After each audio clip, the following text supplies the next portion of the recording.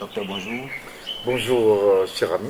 Nous célébrons aujourd'hui le 57e anniversaire de la Côte d'Ivoire. Alors, dites-nous un peu quel est votre regard sur l'organisation ou la célébration dans son ensemble. Mais c'est une très belle question, une brillante question parce que nous venons de vivre une très grande manifestation, une très grande cérémonie très bien organisée. Mais le plus important, en dehors du caractère festif de cette cérémonie, c'est la commémoration. Une commémoration euh, d'indépendance. Nous savons comment nos pays ont eu l'indépendance. C'est grâce à un combat. Le combat du président Félix Houphouët-Boigny, le combat de la paix, le combat de l'indépendance, le combat de la cohésion sociale. Et si nous avons eu, la Côte d'Ivoire a eu l'indépendance à cette période, c'est grâce à la cohésion, à l'unité que nous sommes arrivés à l'indépendance. Donc c'est vrai que nous avons célébré, on s'est réjouis, il y a eu un défilé, il y a eu le caractère folklorique même de ce défilé.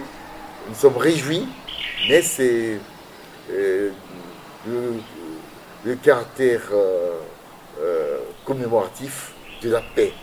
Nous sommes actuellement dans un monde troublé, un monde des unions et entre des différents acteurs. Je pense que ce moment doit nous rappeler ce que le président Houphouët-Boigny nous a laissé, l'héritage de la paix. Il a lui-même dit que la paix n'est pas un vrai mot, la paix est un comportement. Et donc, ce 7 août 2017 va nous ramener à la paix que nous avons pu obtenir avec le président Félix Houphouët-Boigny. Alors, honorable Kouadiou Philippe, vous êtes, en plus d'être député de la circonscription de Kossou, vous êtes également cadre de la région. En dehors de votre titre de député, vous avez réalisé plusieurs actions dans la région. Alors, est-ce que vous pouvez nous faire un bref bilan de tout ce que vous avez fait jusque-là? Merci pour cette brillante question encore, une fois de plus, parce que, effectivement, en dehors du fait que nous sommes un représentant du peuple à l'hémicycle, de nos jours, le député est aussi un acteur de développement, parce que nos communautés villageoises, puisque je suis député d'une zone rurale, hein, ne voient que les députés dans un rôle de développement. C'est ainsi que nous avons proposé plusieurs programmes de développement. Il faut dire que le premier programme, c'est la production agricole. La production agricole, l'amélioration de la production agricole, l'amélioration du vivrier. Et en tant que partenaire de la FENASCOVICI, puisque je suis le président du comité de surveillance de la FENASCOVICI de Yamoussoukro, du district de Yamoussoukro. La FENASCOVICI, c'est une fêtière agricole qui assure la promotion de la qualité des vivriers, qui assure aussi la promotion et le développement des conditions de transformation, des conditions de production, des conditions de commercialisation du vivrier. Conditions de production, c'est important parce que nos populations rurales, nos jeunes sont déscolarisés.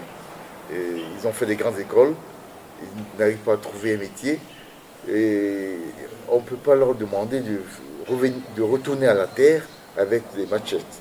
On ne peut pas leur demander de retourner à la terre avec des dabas.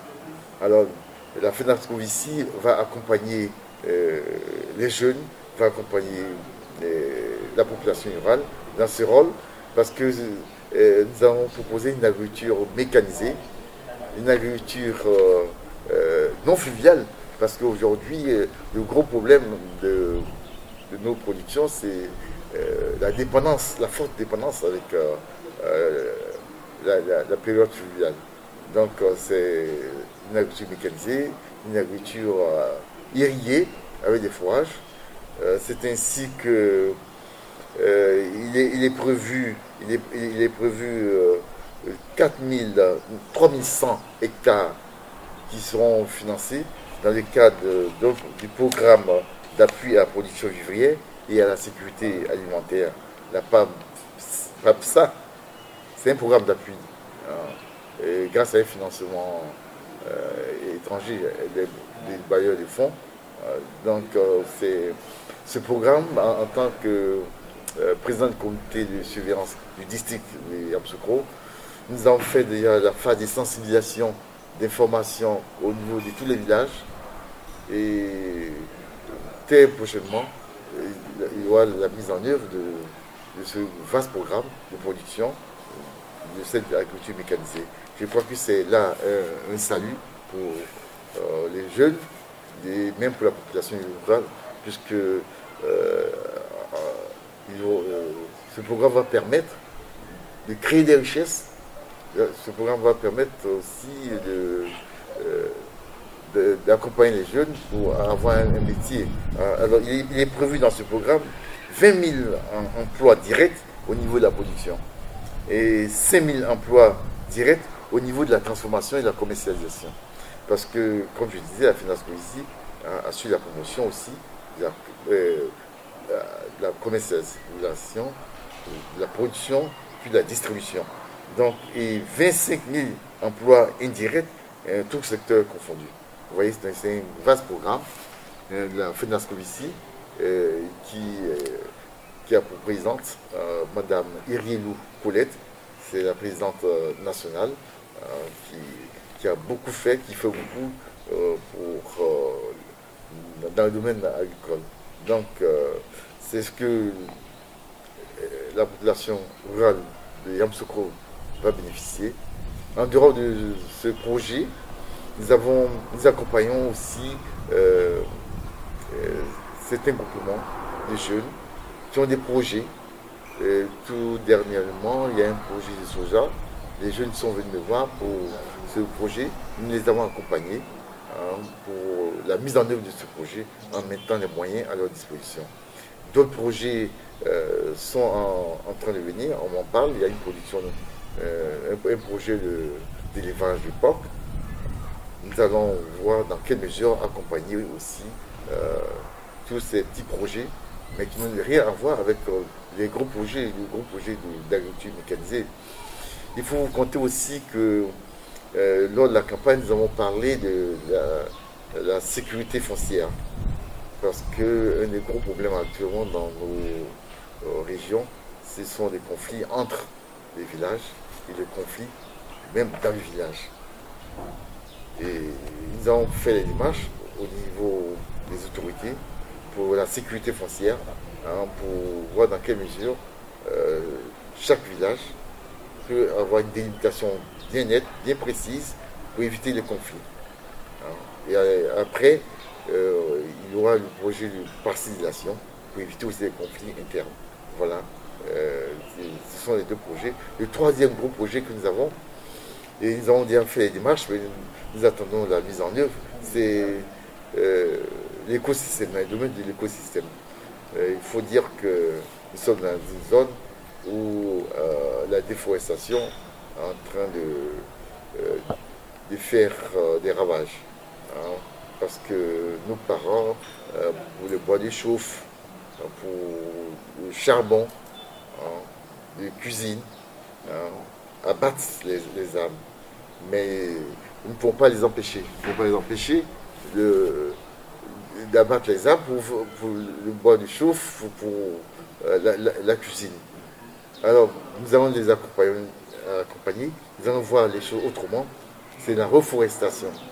Nous avons trouvé des essences qui sont au nord,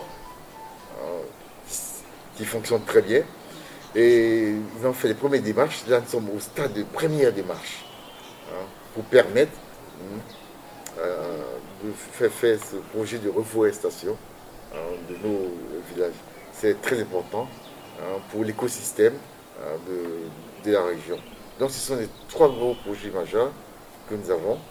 En fait, au cours de la campagne, nous avons parlé de ces projets et nous comptons sur la cohésion de tout le groupe qui se retrouve avec moi. Bien d'autres sont pas encore là, mais chacun prêt, c'est une équipe de combat, hein, de lutte contre la faim, une équipe de combat, de lutte pour les emplois des jeunes, de nos électeurs. C'est un projet que nous avons, ça ne peut pas résorber tout le chômage, donc nous avons besoin d'aide extérieure, nous avons besoin d'appui extérieur. Hein.